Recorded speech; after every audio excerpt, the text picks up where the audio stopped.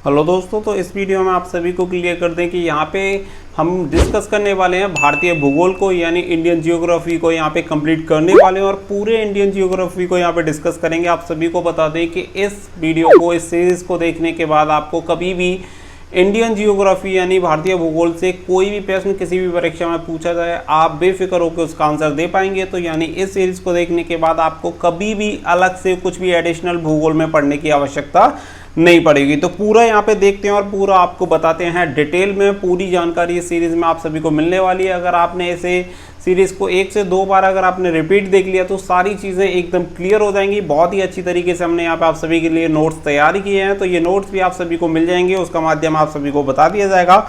तो चलिए आज की क्लास यहाँ पे स्टार्ट करते हैं। कोशिश करेंगे कि हम इसे जल्दी से जल्दी कम ही वीडियो में ख़त्म कर दें, लेकिन कोशिश करेंगे कि वीडियो ज़्यादा लंबी ना हो। तो आज की वीडियो स्टार्ट करते हैं। अगर वीडियो आपको पसंद आए तो प्लीज़ वीडियो को लाइक एंड शेयर जरूर करिएगा एंड चैनल को सब्सक्राइब करके बेल आइकन को प्रेस कर लेना, ताकि आने वाली सभी सीरीज आप सभी को सबसे पहले मिलती रहे। तो यहाँ पे देखिए, सबसे पहले हम यहाँ पे स्टार्ट कर लेते हैं। तो आप सभी को बता दें कि क्षेत्रफल की दृष्टि से भारत विश्व का 7वां सबसे बड़ा देश है। तो अन्य इससे जो बड़े देश हैं उनके बारे में यहाँ पे देख लेते हैं। तो सबसे बड़ा जो देश है वो है रूस, उसके बाद आता है कनाडा, फिर चीन, संयुक्त राज्य अमेरिका, ब्राज़ील और ऑस्ट्रेलिया। ऑस्ट्रेलिया के बाद नंबर आता है इंडिया का। तो इंडिया भारत का 7वां सबसे बड़ा देश है। अगर आपका फर्स्ट पूछा जाता है तो रूस सबसे बड़ा हो जाएगा। अगर आपसे पूछा जाता है कि इंडिया से बड़ा कौन सा देश है तो यहाँ पे आपका ऑस्ट्रेलिया आ जाएगा। ऑस्ट्रेलिया के बाद नंबर आपका आता है इंडिया का। अब यहाँ पे बात कर लेते हैं इसकी क्षेत्रफल की। तो इसका जो क्षेत्रफल है कुल 32,87,263 किलोमीटर स्क्वायर यहाँ पे इसका क्षेत्रफल है, और जो कि विश्व के क्षेत्रफल का 2.4% है। यानी जो इंडिया जो बसा हुआ है पूरा, वो वर्ल्ड का 2.4 हिस्से को घेरता है। आगे देखेंगे यहाँ पे उत्तर का जो भारत का जो विस्तार है उत्तरी गोलार्ध में 8.4 से 37.6 तथा पूर्वी देशांतर में 78.7 से लेके 97 डिग्री 25 तक फैला हुआ है। भारत का उत्तर से दक्षिण विस्तार 3214 किलोमीटर है, तब जबकि पूरब से पश्चिम में इसका विस्तार है 2933 किलोमीटर। चलिए अगला देखेंगे। भारत का जो दक्षिणतम बिंदु है वो है ग्रेट निकोबार में, जिसे इंदिरा पॉइंट के नाम से जाना जाता है, तथा उत्तर में जो बिंदु है उसे पेमिरियन गांठ में है, जिसे इंदिरा कॉल के नाम से जाना जाता है। तो इन दोनों चीज़ों को याद रखिएगा। जो आपका दक्षिण में है वो इंदिरा पॉइंट है और जो आपका उत्तर में है वो इंदिरा कॉल है। अगला देखेंगे। पूर्वतम बिंदु अरुणाचल प्रदेश में बालांगू तथा पश्चिमतम बिंदु कच्छ के रण में सर क्रीक है। तो सर क्रीक वाली चीज़ को भी याद रखिएगा। काफ़ी बार पूछा गया है कि पश्चिम में जो अंतिम बिंदु है वो कौन सा है, तो कच्छ के रण में आपका पड़ेगा सर क्रीक। चलिए अगला देख लेते हैं कि कर्क रेखा भारत के मध्य से यहाँ पे गुजरती है और कर्क रेखा पर स्थित भारतीय राज्य। ये भी बहुत बार पूछ लिया जाता है कि कौन कौन से राज्य कर्क रेखा पर स्थित हैं, और यहाँ आपको ऑप्शन दे दिए जाते हैं कि इनमें से कौन सा कर्क रेखा पर स्थित है या इनमें से कौन सा कर्क रेखा पर स्थित नहीं है। तो वहाँ पे आपको चूज़ करने होते हैं।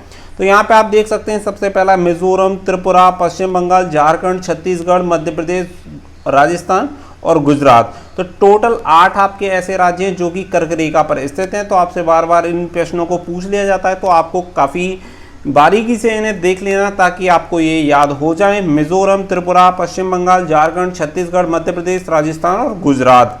चलिए आगे देखते हैं। आगे यहाँ पे बात करेंगे। रांची कर्क रेखा पर स्थित राजधानी है। तो आप सभी को बता दें, ये भी पूछ लिया जाता है कि भारत की एकमात्र किसी राज्य की राजधानी बताइए जो कि कर्क रेखा पर स्थित है। तो आप सभी को बता दें, झारखंड की जो राजधानी है वो रांची है, जो कि कर्क रेखा पर स्थित है।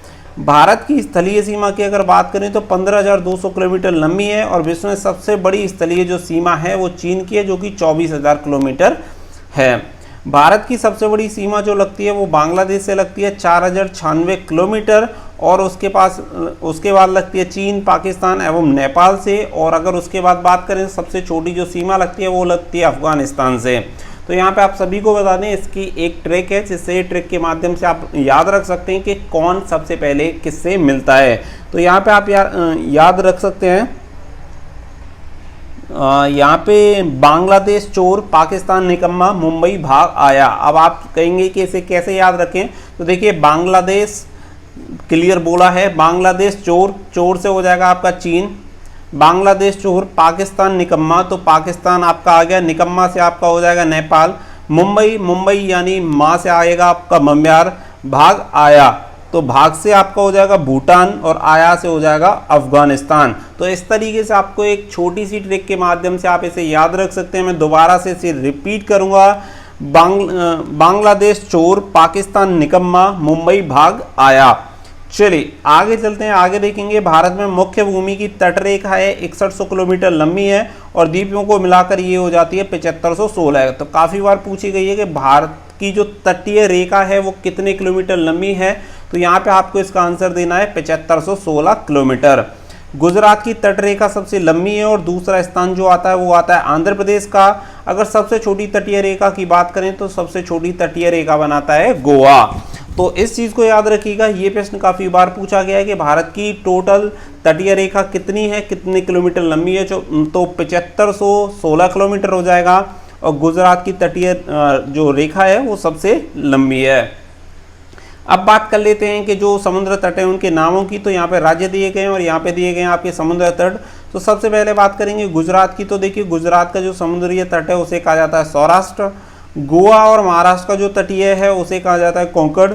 कर्नाटक में जो बनता है उसे कनारा, केरल में मालाबार, तमिलनाडु में कोरोमंडल, आंध्र प्रदेश और उड़ीसा में उत्तरी सरकार, और पश्चिम बंगाल में सुंदरवन डेल्टा, और पाकिस्तान में बनता है मकरान। तो ये आपके टोटल हो जाते हैं, जिससे आपको समुद्र तट याद रहेंगे राज्य के हिसाब से। और ये पाकिस्तान एक देश है, आप सभी को पता ही है कौन सा देश है, तो वहाँ पे जो सीमा लगती है उसे मकरान कहा जाता है, उसके समुद्र जो तटीय लगता है उस रेखा समुद्र तट को पुकारा जाता है मकरान नाम से।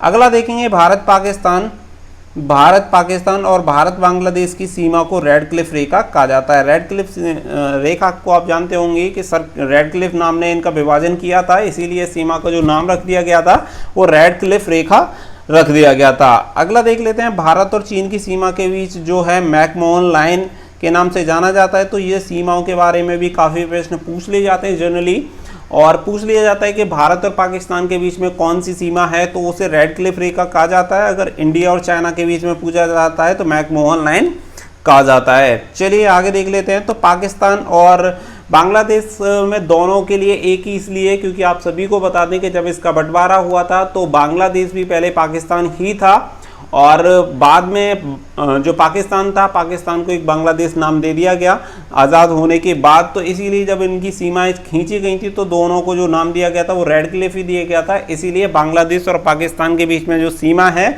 उसे रेड क्लिफ के नाम से ही जाना जाता है।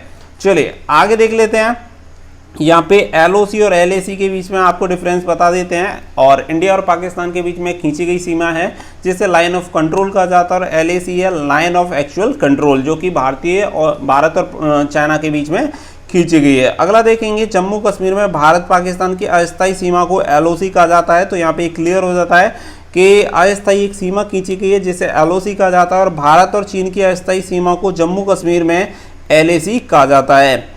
आप सभी को पता है कि अभी LAC में गलवान घाटी में काफ़ी विवाद भी चल रहा है, तो उसी सीमा पे चल रहा है जिसे LAC कहा जाता है, यानी लाइन ऑफ एक्चुअल कंट्रोल।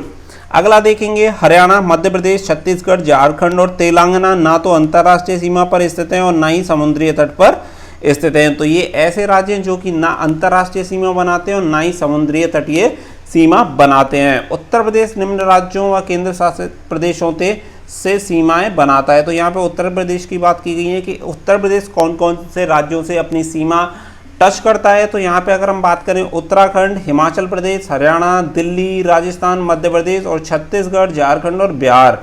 और यहाँ पे आप सभी को बता दें कि ये साथ में नेपाल से भी टच होता है, जहाँ पे इंटरनेशनल बाउंड्री बनाता है। अब बात करेंगे जल विभाजक के बारे में और स्थिति के बारे में। तो 8 डिग्री चैनल ये भी काफ़ी बार पूछ ले जाते हैं कि कौन सा डिग्री चैनल किसके बीच में आता है। तो 8 डिग्री जो आपका चैनल है वो मालदीव और लक्षद्वीप के बीच में आता है। 9 डिग्री चैनल है आपका करावती और मिनिकॉय के बीच में आता है। 10 डिग्री चैनल काफ़ी बार पूछा गया है, इस चीज़ को याद रखिएगा, तो अंडमान निकोबार के बीच में आता है 10 डिग्री चैनल।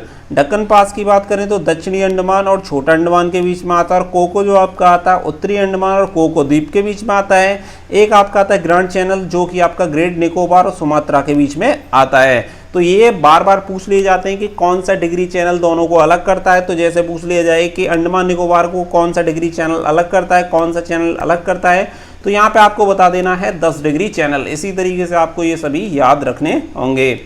आगे बात करेंगे भारत के दक्षिण में हिंद महासागर, पूर्व में बंगाल की खाड़ी और पश्चिम में अरब सागर। देखिए देखने में कोई भी जब हम किसी भी सब्जेक्ट को इस तरीके से पढ़ रहे होते हैं, थ्योरेटिकल सब्जेक्ट जो क्या होते हैं थोड़े बहुत बोरिंग होते हैं, बट अगर आपने एक बार थ्योरेटिकल को अगर पूरा डिटेल में पढ़ा तो मैं गारंटी के साथ आपको कह देता हूँ कि कोई भी क्वेश्चन हो आप धड़ाक से उसका आंसर दे सकते हैं। बट होता क्या है, जब हम ऑब्जेक्टिव में पढ़ते हैं तो हमें ऑब्जेक्टिव ही याद रहते हैं और साथ में क्या करते हैं हम उसके ऑप्शन भी ध्यान करने की कोशिश करते हैं, तो अब वो हमें ज़्यादा लंबे समय तक याद नहीं रहते। इसलिए अगर आप जीएस को करना चाहते हैं तो सबसे ज़्यादा जरूरी है कि आपको थ्योरेटिकल पढ़ना ही पड़ेगा। चलिए आगे देख लेते हैं। भारत व श्रीलंका के बीच दो समुद्र हैं और पहला है पाक की खाड़ी और दूसरा है मन्नार की खाड़ी। चलिए आगे देखेंगे। आगे यहाँ पे बात करते हैं पाक स्टेट। तो पाक की खाड़ी व बंगाल की खाड़ी को जोड़ता है। जो पाक स्टेट है पाक की खाड़ी व बंगाल की खाड़ी को आपस में जोड़ता है और गुजरात खंबात की खाड़ी और कच्छ की खाड़ी से भी घिरा हुआ है। भारत के पास कुल 572 द्वीप हैं। अंडमान निकोबार सबसे बड़ा द्वीप समूह है। अंडमान में 325 द्वीप हैं जिनमें मध्य अंडमान सबसे बड़ा द्वीप है। निकोबार में टोटल 24 द्वीप हैं। ये भी काफ़ी बार पूछा गया है कि निकोबार में टोटल कितने द्वीप हैं, तो यहाँ पे आपको इसका आंसर देना है 24। लक्षद्वीप में कुल द्वीप हैं 35 जो कि मूंगे की चट्टानें से बने हुए हैं। तो यहाँ पे ये भी पूछ लिया जाता है कि लक्षद्वीप में टोटल कितने द्वीप हैं, तो आपको आंसर देना है 35। अगर पूछ लिया जाता है कि वो कौन सी चट्टानों से बने हुए हैं, तो मूंगे की चट्टानों से वो द्वीप बने हुए हैं। पंबन द्वीप जो कि रामेश्वर में स्थित है। बंगाल की खाड़ी में सुंदरवन डेल्टा में न्यू मुर्रे द्वीप स्थित है। तो न्यू मुर्रे भी काफ़ी बार पूछा गया है और इसे आपको याद रखना है कि सुंदरवन डेल्टा में बंगाल की खाड़ी में कौन सा द्वीप स्थित है, तो न्यू मुर्रे जो द्वीप है वो बंगाल की खाड़ी के सुंदरवन डेल्टा में स्थित है। यह रेत से निर्मित है तथा ग्लोबल वार्मिंग के कारण विलुप्त होने की स्थिति में है और भारत को उसकी भिन्नताओं तथा विशालता के कारण उपमहाद्वीप कहा जाता है। तो याद रखिएगा भारत को उपमहाद्वीप भी कहा जाता है। क्यों कहा जाता है? भिन्नताओं और विशालता की वजह से। फलौदी एक जगह है राजस्थान में। सर्वाधिक तापमान यहाँ का रहता है 51 डिग्री सेल्सियस जो कि रिकॉर्ड किया गया है। कारगिल सेक्टर में स्थित ब्रॉस भारत का सबसे ठंडा स्थान है जो कि -50 डिग्री टेम्परेचर जिसका रहता है। और मौनेसराम मेघालय विश्व का सर्वाधिक वर्षा वाला स्थान है। तो यहाँ पे 3 स्थान आपके सामने आए हैं। अगर फलौदी की बात करें जो कि राजस्थान में स्थित है, जहाँ भारत का सबसे ज़्यादा तापमान रहता है 51 डिग्री सेल्सियस जिसे अभी तक का हाईएस्ट रिकॉर्ड किया गया है। वहीं पे अगर हम बात करें कि सबसे ठंडा, तो आपका कारगिल सेक्टर में एक जगह पड़ती है ब्रॉस भारत, जहाँ का जो आपका टेम्परेचर है -50 डिग्री सेल्सियस रहता है। मौनेसराम आप सभी को बता दें कि मेघालय में है, जहाँ विश्व का सर्वाधिक वर्षा वाला स्थान जिसे माना जाता है। आगे बात करेंगे, यहाँ पे 1100 सेंटीमीटर वार्षिक वर्षा होती है। लेह लद्दाख की अगर बात करें तो न्यूनतम वर्षा वाला स्थान है जहाँ पे 6 सेंटीमीटर वार्षिक वर्षा होती है। उत्तर में हिमालय तथा दक्षिण में 3 ओर समुद्र का होना भारतीय जलवायु को विशिष्टता प्रदान करता है। भारत का 11% भाग पर्वतीय है और 18% भाग पहाड़ी, 28% भाग पठारी और 43% भाग आपका मैदानी है। चलिए आगे देखते हैं भारत के सबसे बड़े राज्य। तो भारत के सबसे बड़े राज्य की अगर हम बात करें तो सबसे फर्स्ट नंबर पे आता है राजस्थान, सेकंड नंबर पे मध्य प्रदेश, थर्ड नंबर पे आता है महाराष्ट्र और फोर्थ नंबर पे आता है उत्तर प्रदेश। इनका जो विस्तार है वो यहाँ पे आप देख सकते हैं कि कितनी जगह में फैले हुए हैं। भारत के सबसे छोटे राज्य की अगर हम बात करें तो नंबर 1 पे आता है गोवा, उसके बाद आता है सिक्किम, सबसे लास्ट थर्ड नंबर पे आएगा त्रिपुरा और उसके लास्ट में आएगा नागालैंड। यानी ये आपके बढ़ते हुए क्रम में है। सबसे छोटा राज्य आपका गोवा है, उसके बाद आता है सिक्किम का नंबर, फिर त्रिपुरा और नागालैंड। चलिए अंडमान निकोबार 8,294 किलोमीटर स्क्वायर में सबसे बड़ा केंद्र शासित प्रदेश है। लक्षद्वीप की अगर बात करें तो 32 किलोमीटर स्क्वायर में सबसे छोटा केंद्र शासित प्रदेश है। तो भारत के प्राकृतिक भाग की अगर हम यहाँ पे बात करें प्राकृतिक भाग की, तो यहाँ पे नंबर 1 पे देखेंगे उत्तर का पर्वतीय क्षेत्र और नंबर 2 पे आता है उत्तर का मैदान, थार का मरुस्थल, प्रायद्वीप पठार और समुद्र तटीय मैदान। तो सबसे पहले यहाँ पे देख लेते हैं उत्तर का पर्वतीय क्षेत्र। तो यहाँ पे अगर हम बात करें तो हिमालय का उदय 70 लाख वर्ष पूर्व गोंडवाना लैंड के यूरोपियन प्लेट से टक्कर के फलस्वरूप हुआ। हिमालय के स्थान पर प्रारंभ में टैथिस सागर बताया जाता है कि यहाँ पे एक समुद्र था जिसका नाम था टैथिस नाम था जिसका, और समुद्र की खारी झीलें इसी समुद्र के अवशेष हैं। और अगर यहाँ पे समुद्र की झीलों की अगर बात करें जिसके अवशेष जिन्हें माना जाता है, तो नंबर 1 पे आती है सांबर, नंबर 2 पे आती है पुष्कर, नंबर 3 पे आना सागर और लूनकर नसर और डीडवाना।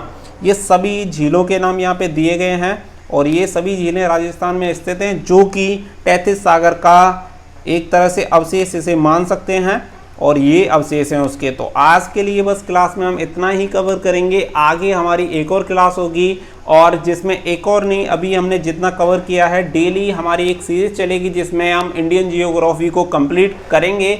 आप सभी को बता दें कि अगर आप किसी भी एग्ज़ाम की, जैसे एसएससी जैसे किसी भी एग्ज़ाम की अगर तैयारी कर रहे हैं, तो आप इंडिया का एक प्लेटफॉर्म आप सभी को पता होगा जिसका नाम है अनअकैडमी। तो आप अनअकैडमी पे जाके भी अपना एनरोलमेंट करवा सकते हैं। उस एप्लीकेशन को डाउनलोड करके वहाँ के कोर्सेज परचेज कर सकते हैं। वहाँ पे आपको इंडिया के सबसे टॉप एजुकेटर मिल जाएंगे। नीचे आपको हमारा कोर्स कोड दिया गया है, स्टडी फॉर ड्रीम्स। आप इसे यूज़ करके मैक्सिमम डिस्काउंट यहाँ पे ले सकते हैं। और मैं आप सभी को बता दूँ, वहाँ पे आपको इंडिया के जितने बार टॉप फैकल्टी होंगे, चाहे वो किसी भी सब्जेक्ट की हो, आप किसी भी एग्जाम की तैयारी कर रहे हो, ऑलमोस्ट सभी एग्जाम के लिए आपको वहाँ पे मिल जाएंगे। तो अगर आप एश्योर सक्सेस चाहते हैं, 100% सक्सेस चाहते हैं, तो आप अनअकैडमी प्लेटफॉर्म पे जाके विजिट करें। और अगर आप कोई भी कोर्स वगैरह अगर परचेज करें तो आप हमारा कोड यूज़ करना बिल्कुल ना भूलें, जिससे कि आपको मैक्सिमम डिस्काउंट मिलेगा, स्टडी फॉर ड्रीम्स, जिसे आप नीचे देख सकते हैं। तो उम्मीद करता हूँ कि आप सभी लोग अनअकैडमी प्लेटफॉर्म पे जाके एक बार जरूर विजिट करेंगे। और आप सभी को बता दें कि आप मुझे वहाँ पे फॉलो कर सकते हैं, अवधेश कुमार के नाम से। वीडियो के डिस्क्रिप्शन में आपको लिंक मिल जाएगा।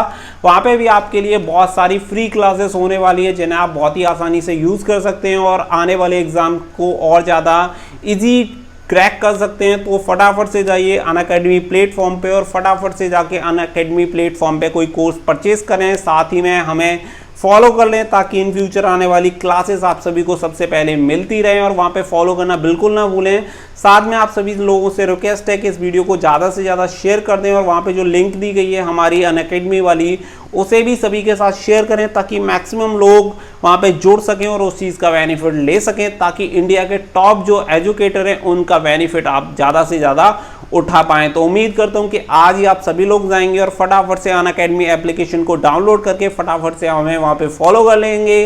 वीडियो अच्छी लगी हो तो प्लीज़ वीडियो को लाइक करिएगा, शेयर करिएगा और चैनल सब्सक्राइब नहीं किया तो फटाफट से कर लीजिएगा। साथ में अनअकैडमी पे फॉलो करना बिल्कुल मत भूलिएगा, स्टडी फॉर ड्रीम्स। अगर कोई भी कोर्स परचेज करते हैं तो इस कोड को आपको यूज़ जरूर करना है ताकि आपको मैक्सिमम डिस्काउंट मिल जाए। तो दोस्तों फिलहाल के लिए बस इतना ही, मिलते हैं अगली वीडियो में। So thank you for watching. जय हिंद, जय भारत।